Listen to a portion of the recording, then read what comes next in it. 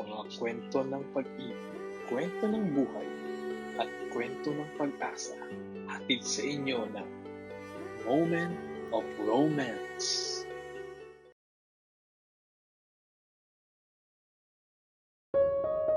Ako nga pala si Sonia. Nasa 5 taong gulang pa lang ako noon nang maghiwalay ang aking mga magulang. Ilang beses na kasing nahuli ni Mama si Papa na may babae ito. Kung kaya't hindi na niya iyon nakaya pa. Nagdesisyon na noon si Mama na iwanan si Papa at hayaan na sa mga gustong gawin ito. Ngunit sa kabila noon ay hindi naman kami tinalikuran ni Papa. Bagkos ay sinuportahan pa rin niya kami ni Kuya. Regular pa rin siyang nagbibigay sa amin ng suporta. Kung kaya't hindi masyadong nahirapan si Mama na pag-aralin kami. Gayunpaman, syempre sa una ay nahirapan talaga kaming tanggapin ni Kuya ang naging sitwasyon ng aming mga magulang. Sapagkat iba pa rin kasi kung buo ang pamilya, diba? Naiba ang feeling kapag kasama mo pareho sa iisang bubong ang iyong mga magulang. Ang kaso, simula naman na maghiwalay sila Mama at Papa, ay alam ko ring hindi na namin pa mararanasan ni Kuya ang maging buo ang aming pamilya. Kaya nga minsan ay naiinggit na lang ako sa aming mga kaklase kapag nakikita ko silang hinahatid ng kanilang mga magulang.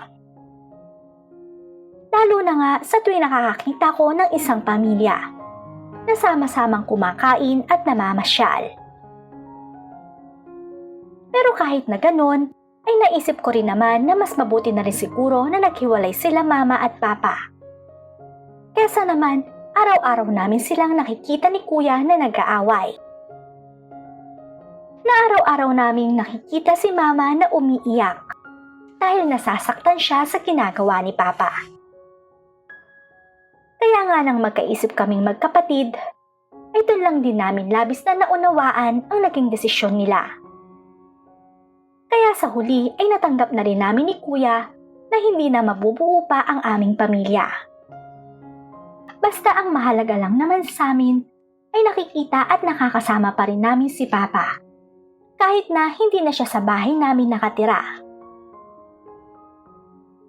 Sa paglipas naman ng panahon ay naging normal na lang sa amin ni Kuya ang ganoong senaryo ng aming buhay. Na kung minsan ay yayayain na lang kami ni Papa na makipagkita sa kanya para mag-abot ng kanyang sustento sa amin. Hindi naman lingid iyon kay Mama. Dahil bago kami makipagkita kay Papa, ay nagpapaalam muna kami sa kanya. At sa bagay na yon ay wala naman siyang tutol. Dahil kahit balibalik na rin pa raw ang mundo, ay siya pa rin ang aming ama. Kaya naman, maswerte pa rin kami ni Kuya. Dahil kahit hiwalay na sila ni Mama, ay nandyan pa rin si Papa para suportahan kami.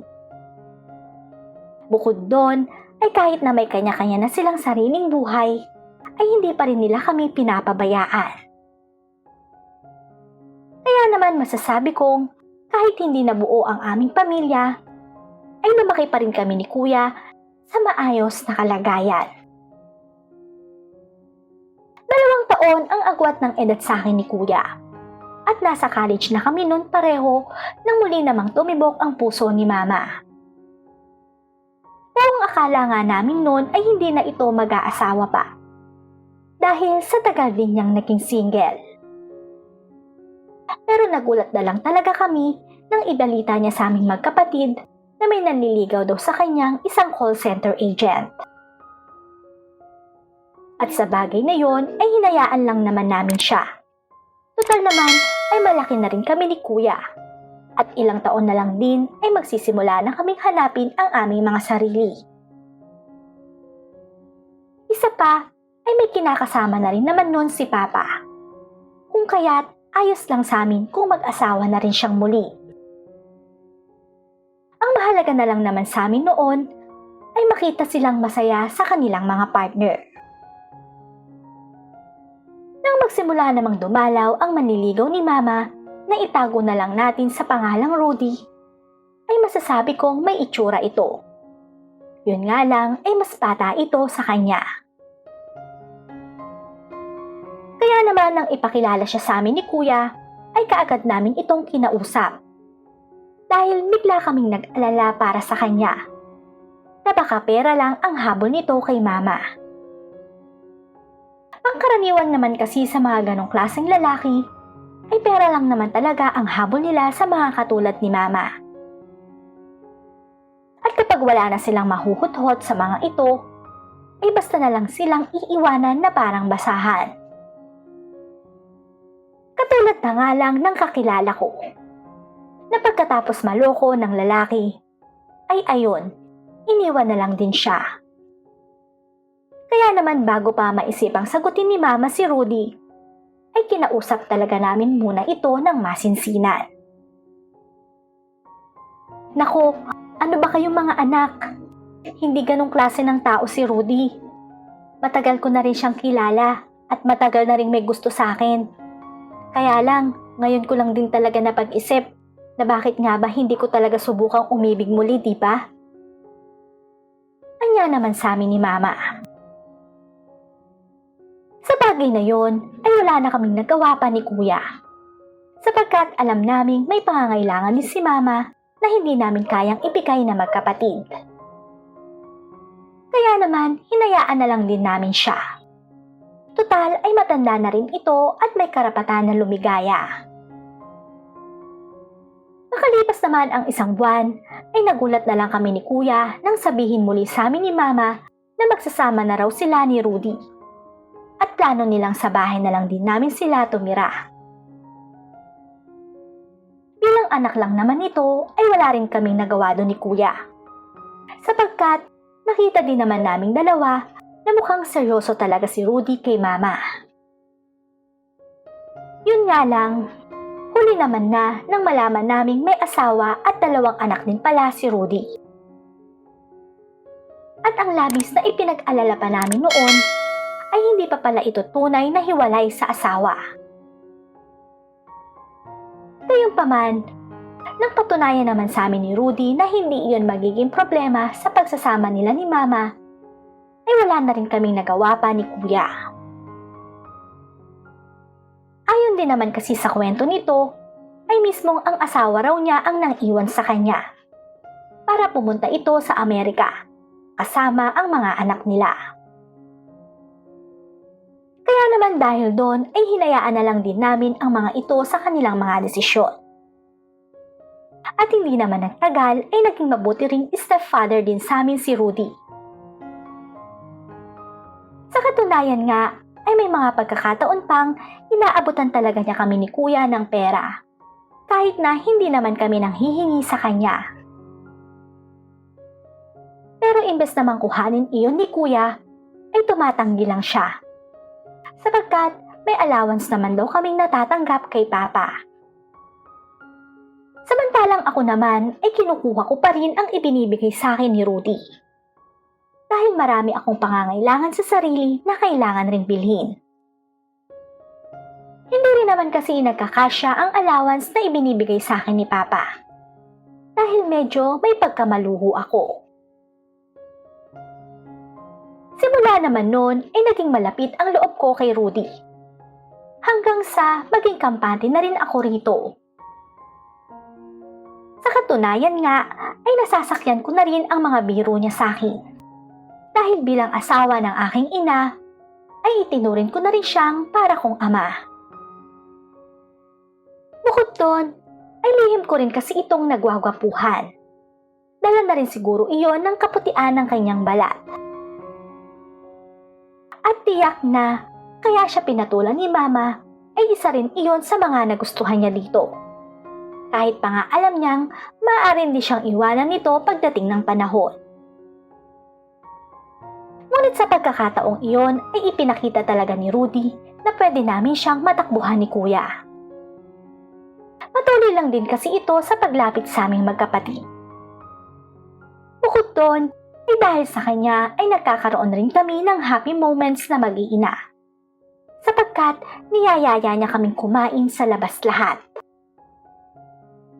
Kaya naman katulad ni Mama, ay masasabi kong nakuha na rin nito ang loob ko.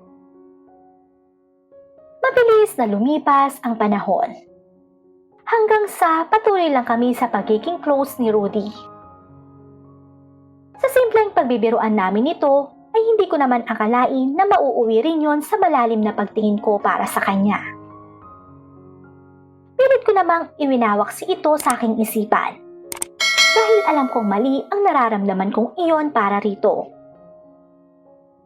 Pero sa tuwing kami lang kasi nito ang naiiwan sa bahay, ay para bang iba ang trato niya sa akin, na siguro ay akin lang din pinibigyan ng maling kahulugan. Wala naman siyang sinabi na kakaiba sa akin. Pero base kasi sa kilos niya, ay para bang may ibig itong ipahiwatig.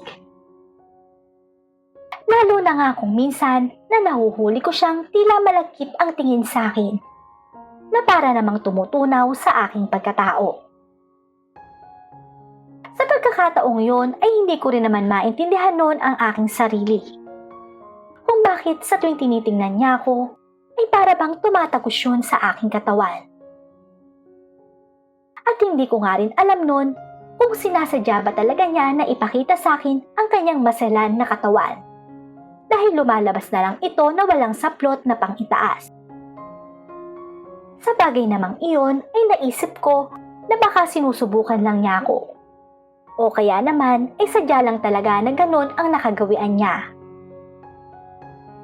Pero dahil sa asawa na rin siya ni Mama, ay hinahayaan ko na lang din ito.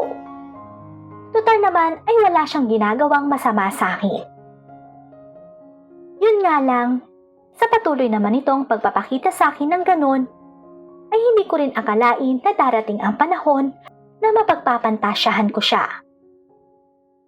At nang mahuli niya akong nakatitig sa armas niya, ay doon na rin yata ito tila hindi na nakapagpigil pa. Isang araw, habang kami lang ni Rudy sa bahay, ay doon na nangyari ang isang bagay na matagal ko na rin na hinihintay. Buong akala kasi niya ay pumasok ako noon, kung kaya't aksidente ko siyang nakita na nakasuot lamang ng boxer shorts. Nung una ay nagulat pa nga ito nang makita kong lumabas ng kwarto. Pero nang mapansin niyang nakatingin ako sa boxer niya, ay nakita ko namang napangiti lang ito. Hindi ka pala pumasok. May sakit ka ba? Nag-aalalang tanong nito sa akin. Wala naman. Iisa lang kasi ang subject namin ngayon, kaya naisipan kong wag na lang din pasukan. Tugon ko naman sa kanya. Ganun ba? Kumain ka na ba? Tanong naman muli sa akin ito. Hindi pa, pero parang ikaw ang gusto kong kainin. Tugon ko naman dito na sa sarili lang sinabi. Nang hindi naman niya narinig ang sagot ko sa tinanong niya sa akin, ay nagpaalam muna ito sandali. Pumasok ito sa kanilang kwarto at paglabas ay naka-shorts na. Dumiretso agad ito sa kusina at saka nagluto doon. Nang makaluto ay tinawag na niya ako para sabay na rin kaming kumain. Pero habang kumakain naman, ay para bang hindi ako makatingin dito, na hindi ko alam na napapansin rin pala niya. Kaya naman, nagulat pa ako nang tanungin nito na may problema daw ba kaming dalawa. Ngunit bago pa naman ako nakasagot, ay hindi ko na namalayan pang nakalapit na pala ito sa akin. Dahilan para manigas ang buo kong katawan. At sa pagkakataong yon, ay buong akala ko talaga na hahalikan niya ako. Pero nagulat na lang ako nang ibulong niya lang sa akin na nagustuhan ko raw ba ang niluto niya. Napatango lang naman ako rito. Kahit na ang totoo ay may kung init na akong nararamdaman sa aking katawan. Hindi ko nga rin alam nun kung hanggang kailan ko mapipigilan ang nararamdaman kong iyon para sa kanya. Pero nang tanungin ako nito na kung may boyfriend na daw ba ako, ay hindi ko naman iyon kaagad na nasagot. Imposible namang wala ka pang boyfriend. Sa ganda mong yan? Hindi makapaniwalang sabi niya sa akin nang umiling lang ako sa tanong niya. Wala naman kasing gustong manligaw sa akin. Biro ko naman dito. Pero may nagugustuhan ako. Kaya lang hindi na siya pwede. Dagdag ko pa sa kanya na tila nahulaan niya ang ibig kong sabihin. Noong mga sandaling iyon ay bigla na lang kaming nagkatitigan ni Rudy. Pero kaagad din itong umiwas. Ngunit dahil sa hindi ko na noon mapigilan pa ang aking sarili, ay pinigilan ko siya. At pagkatapos ay ako na mismo ang nag-insist na humalik sa kanya. Sa totoo lang, ay first time ko iyong gawin. Pero dahil sa bumigay na rin sa akin si Rudy, ay naging madali na lang sa akin yun. Sa katunayan, ay nadala na rin siya sa apoy na gustong tumubok sa akin. Kaya naman, hindi nagtagal ay naramdaman kong binuhat na niya ako at dinala sa aking kwarto. At doon ay pinagpatuloy lang namin ang mainit na tagpong iyon. Halos mabaliw naman ako noon sa sensasyong aking nadarama. At nang masiguro niyang handa na ako sa maaari niyang pasukin, ay dahan-dahan itong kumilos. Hanggang sa makaramdam na nga ako ng konting kirot. Sa umpisa ay masakit. Pero nang tumagal ay mas iba yung sarap naman ang naging kapalit noon. Kaya naman, halos napapahiyaw pa nga ako sa aming ginagawang yon. Hanggang sa pareho na nga kami nitong pawisan na tumigil na lang. Pagkatapos naman ng pangyayaring yon, ay nagkasundo kami nitong ilihim na lang ang bagay na yon. Alam ko naman kasi na hindi lang si Mama ang magagalit sa akin kapag nalaman niyang minamagitan sa amin ng asawa niya, kundi pati na rin si Kuya. Nagkasundo rin naman kami nito na hindi na dapat maulit pa yon. Pero kahit ano namang pigil ng utak ko na iwasan ito, ay mismong yung katawan ko na ang bumibigay rito. Kaya naman sa tuwing naiiwan kaming dalawa ni Rudy sa bahay, ay hindi ko na rin napipigilan pang hindi makipaglaro ng apoy rito. Sa katunayan ay halos umabot na nga rin ng ilang taon ang nangyayari sa amin yon. Para naman hindi mabuntis, ay umiinom na lang ako ng pills noon. At sa tuwing kasama namin si Mama, ay talaga namang dumidistansya ako sa kanya. Nang sa ganon ay hindi kami mahalata nito. Subalit natigil lang ang milagrong aming ginagawa nang makagraduate na ako ng college at napagdesisyonan na sumunod na kay Kuya sa Maynila para doon din maghanap ng trabaho. Maswerte naman akong napasok doon bilang admin assistant. At sa ilang buwan ko pa lang doon na nagtatrabaho, ay mayroon na kaagad na nanligaw sa akin. Para naman makalimutan si Rudy, ay sinubukan ko itong sagutin. At sa awa ng Diyos, ay nag-work naman ang aming relasyon. Kaya naman simula nang maging nobyo ko ito, ay hindi na muna ako umuwi sa amin. Sa katunayan ay nagdesisyon akong doon na rin tumira katulad ni Kuya. Sa bagay namang yun ay wala na ring nagawa pa si Mama, kundi hayaan na rin kaming magkapatid. Total naman ay masaya na rin ito sa piling ni Rudy. Kaya simula nun ay tuluyan ko nang binura ang maling nagawa naming iyon ni Rudy. Pero ang totoo ay kahit pilit ko mang kalimutan yon, ay hindi na mabubura pa sa aking isipan na minsan kaming nagkasala sa aking ina. Mabuti na nga lang din ay dumating si Robert sa buhay ko, na siyang nagpamulat sa akin ng tama at mali. At kahit nalaman pa niya ang ginawa naming kasalanan ni Rudy, ay hindi pa rin niya ako iniwan. Bagkos ay mas lalo pang minahal. At nangakong sasamahan niya ako hanggang sa habang buhay. Hanggang dito na lang ang aking kwento. Muli, ako si Sonia at ito ang kwento ng buhay ko.